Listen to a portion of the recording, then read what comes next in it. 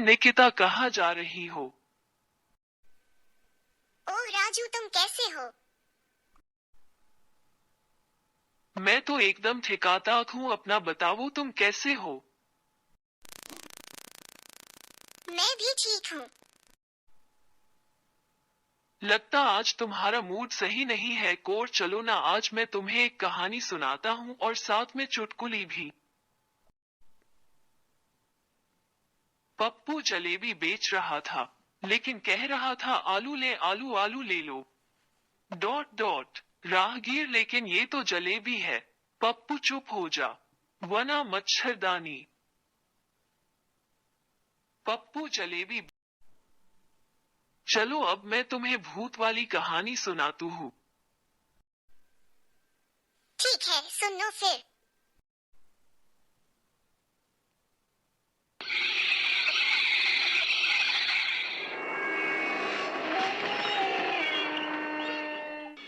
राजगढ़ का जंगल, इसके अंदर घटे खौफनाक हादसे और अनगिनत मौतों की वजह से बहुत ज्यादा मशहूर है।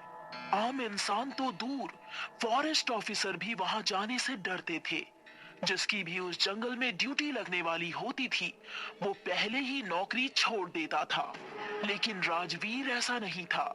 जब उसकी ड्यूटी राजगढ़ के जंगल में लगी, तो वो बेझिझक वहां गया और अपने एक दोस्त मयंक को भी अपने साथ ले गया। आज उसकी चौकी में पहला दिन था और अंधेरा होने ही वाला था। चलिए सर, अब हम चलते हैं। चौकी के बंद होने का टाइम हो गया है। ये तुम क्या कह रहे हो? यहाँ रुकने के लिए अच्छे खासे कमरे हैं, तो इसको बंद करके दूसरी जगह क्यों जाएंगे? सर, यहाँ रात में रुकना अपनी मौत को दावत देना है। एक वन रक्षक होकर ऐसी बुजदिली वाली बातें बोलते हुए तुम्हें शर्म नहीं आ रही? सर, हमें यहाँ किसी जानवर से खतरा नहीं है। यहाँ भूत प्रेतों का चक्कर है, आत्माएं घूमती हैं यहाँ। मैंने यहाँ आने से पहले भी वो बातें सुनी थी, वो सब बस अफवाह है। हम यहीं रुकेंगे और ये मेरा फाइनल डिसीजन है।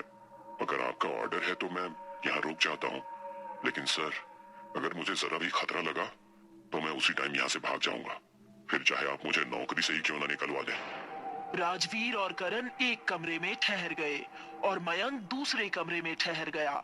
राजवीर को नींद नहीं आ रही थी। उसने वहीं लगी कबर्ड में से एक किताब निकाली और उसको खिड़की के पास बैठकर पढ़ने लगा। खिड़की से तरह तरह की आवाजें आ रही थी। राजवीर उन पर ध्यान न देते हुए पढ़ने में लगा हुआ था, लेकिन कुछ देर बाद उसके कानों में घुंघरुओं की छन छन की आवाज आने लगी। अरे करण, तुम्हें ये घुंघरुओं की आवाज सुनाई दी? लगता है बाहर कोई है। सर, आप इन आवाजों पर ध्यान मत दीजिए, रात में ऐसी आवाजें आती रहती हैं। राजवीर खिड़की से बाहर देखने लगा। उसको नजर आया कि कच्चे रास्ते पर एक लड़की चली जा रही है। बाहर कोई लड़की है। करण चलो, जरा देखते हैं कौन है। सर, इस जंगल में इतनी रात में भला कोई लड़की क्या करने आएगी? वो कोई आत्मा वात्मा भी हो सकती है। मैंने कहा ना, कोई आत्मा वात्मा नहीं होती। चलो जल्दी से उठो। करण ना चाहते हुए भी उठकर उसके साथ हो लिया। करण ने राजवीर से कहा कि उसको कोई आवाज नहीं आ रही, लेकिन राजवीर को लगा कि करण डर की वजह से ऐसा कह रहा है और वो बिना रुके उस आवाज का पीछा करता रहा। उसी आवाज का पीछा करते करते अब वो एक जगह पहुंचे। वहां उनको एक ढलान नजर आया और नीचे जाकर वो ढलान एक तालाब पर जाकर खत्म हो रहा था। उसी तालाब के पास राजवीर को फिर से वो लड़की नजर आई। देखो, वो रही। राजवीर ने अचानक से पैर आगे बढ़ा दिया। वहां की मिट्टी काफी गीली थी और वहां झाड़ियां भी थी। उसका पैर जमीन में अटक गया। सर, मैं निकालता हूँ, आप हिलिएगा नहीं। करण ने उसका पैर निकालने की कोशिश की तो वहां की चिकनी मिट्टी पर फिर से करण का पैर फिसल गया और वो ढलान से लुढ़कता हुआ नीचे तालाब की तरफ गिरने लगा। करण! करण लुढ़कता हुआ नीचे तालाब के पास पहुंच गया, लेकिन वहां भी काफी पेड़ और झाड़ियां थी, जिसके कारण राजवीर उसको देख नहीं सकता था। करण को काफी चोटें आई थी। वो खुद को संभालते हुए खड़ा हुआ। इस आदमी को खुद तो खतरे के पास जाने की आदत है, साथ में मुझे भी ले आया। तभी करण को अपने ठीक पीछे किसी की मौजूदगी महसूस हुई। उसने देखा कि अचानक से हवा चलने लगी है और ठंड काफी ज्यादा बढ़ गई है। उसने डरते हुए अचानक से पीछे पलट कर देखा। एक लड़की नीला लहंगा पहने हुए ठीक उसके सामने खड़ी थी। उसका चेहरा दुपट्टे से ढका हुआ था। कौन हो तुम? लड़की कुछ नहीं बोली, लेकिन तभी हवा का एक झोंका आया और उसके सर से दुपट्टा हट गया। लड़की का चेहरा पूरी तरह से झुलसा हुआ था, आंखें लाल लाल चमक रही थी। उसका खौफनाक चेहरा देखकर करण की धड़कनें मानो रुक सी गई और सांसें अटक कर रह गईं। उसने करण की आंखों में अपने नाखून मार डाले और अगले ही पल उसने करण को फिर से पकड़ा और उसकी गर्दन में अपने दांत गाड़ दिए। ये कहकर उसने अपने पंजे से कई बार उसके पेट पर वार किया, फिर जमीन पर बैठकर उसका सारा मांस खाने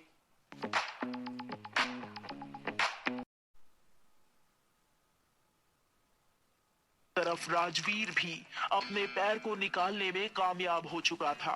वो ढलान से धीमे धीमे नीचे उतरने लगा और उसको तालाब की तरफ वही लड़की जाती हुई नजर आई। वो लड़की तालाब में एक कदम रख चुकी थी। तभी राजवीर ने उसका हाथ पकड़ लिया। राजवीर की उससे नजरें मिली। वो उसकी खूबसूरती और शरीर की बनावट में खोने लगा, लेकिन अगले ही पल उसने अपनी भावनाओं पर काबू किया और फिर से उससे पूछा, कौन हो तुम और इस टाइम यहाँ क्या कर रही हो? मेरा नाम निहारिका है। यहाँ तालाब पर मरने के इरादे से आई हूँ। देखो, मैं इस जंगल का फॉरेस्ट ऑफिसर हूँ। जो भी परेशानी है मुझे बताओ, मैं तुम्हारी मदद करूंगा। मैं राजगढ़ में अपनी छोटी बहन सृष्टि के साथ रहती थी। अभी कुछ दिनों पहले मेरी बहन न जाने कहाँ गायब हो गई। ठाकुर साहब के छोटे भाई का उसके साथ मिलना जुलना था। मैं उसको ढूंढते हुए वहां पहुंची तो उसने मुझे बुरा भला कहकर भगा दिया। तब से ठाकुर के आदमियों ने मेरा जीना दुश्वार कर रखा है। पूरे गांव में ये अफवाह फैला दी कि मेरी बहन किसी के साथ भाग गई है।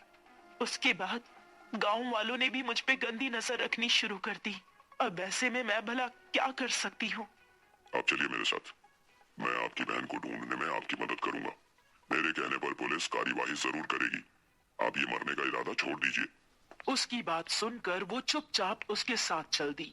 जब राजवीर चौकी वापस पहुंचा तो मयंक दरवाजे पर खड़ा उसका इंतजार कर रहा था। राजवीर के साथ निहारिका को देखकर वो भी उसकी खूबसूरती में खो गया। तू बाहर क्या कर रहा है? कहाँ चला गया था तू? अरे ऑफिसर मैं हूँ, तो मैं तुझे क्यों परेशान करता? इसलिए तुझे सोता हुआ छोड़कर चला गया। ये कौन है? फिलहाल अंदर चलते हैं, बाद में बता दूंगा। कहकर वो तीनों अंदर गए। राजवीर ने निहारिका को एक कमरे में ठहरा दिया और फिर मयंक को उसके बारे में सब कुछ बता दिया। बहुत ही अजीब कहानी है इसकी। कहीं ये कोई चुड़ैल? यार अब तू भी शुरू मत हो जाना। अगर ये कोई चुड़ैल होती तो मैं जिंदा तेरे सामने नहीं खड़ा होता। लेकिन ये करण कहाँ है? वो भी अपने कमरे में नहीं है। वो बहुत ही डरा हुआ था। लगता है जैसा उसने कहा वैसा ही किया, भाग गया वो। आई थिंक अब तो सुबह ही आएगा। चल ठीक है, अब दोनों सो लेते हैं और मेरे बाद अब मुझे अकेला छोड़कर कहीं मत जाना। वो दोनों एक ही कमरे में जाकर सो गए। कुछ देर बाद उनको कई कुत्तों के एक साथ रोने की आवाज आने लगी। अरे यार, अब इन कुत्तों की भी नानी अभी मरनी थी क्या? मैं जाकर देखता हूँ। रुक, मैं भी आता हूँ। और दोनों रूम से बाहर निकले। उसकी नजर निहारिका के कमरे पर पड़ी, जिसका दरवाजा खुला हुआ था और वो उसमें मौजूद नहीं थी। दोनों बाहर निकले और वहां एक अजीब सी बदबू आ रही है। दोनों ने पास जाकर देखा तो उनके पैरों तले जमीन खिसक गई। वहां जमीन पर एक लाश कई चीथड़ों में पड़ी हुई थी। उसके कपड़ों से पता चल रहा था कि वो लाश करण की है। करण की लाश यहाँ पड़ी है, इतनी बुरी हालत में, और निहारिका यहाँ से गायब है। कहीं निहारिका सच में? तभी उसके कंधे पर पीछे से किसी ने हाथ रखा और उसके दिल की धड़कनें रुक गई। करण को मारने वाली भूतनी कौन थी? निहारिका की सच्चाई क्या है? और जिस इंसान ने अभी राजवीर के कंधे पर हाथ रखा है वो कौन है? जानने के लिए देखिए इस